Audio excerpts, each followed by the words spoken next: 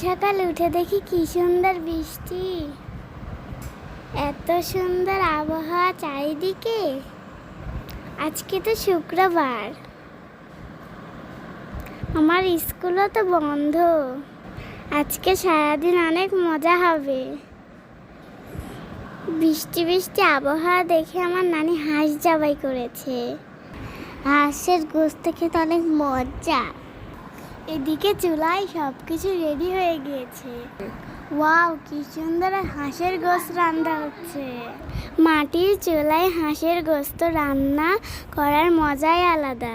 বন্ধুরা, আপনারা কি হাঁসের গোশত পছন্দ করেন? পছন্দ করলে কমেন্টে জানিয়ে দিবেন। আমার তো খুব ভালো লাগে। হাঁসের গোশতের সাথে আমরা খাবো ভাত আর আলু ভর্তা আর বেগুন ভর্তা। ওয়াও, রেডি হয়ে গেছে সব খাবার। ওয়াও, এখন আমরা মজা করে খাবো। তোমরাও যদি খেতে চাও তাহলে রান্না করে খাও। বাই বাই বন্ধুরা, ভালো থেকো তোমরা, আর ভালো করে পড়াশোনা করো।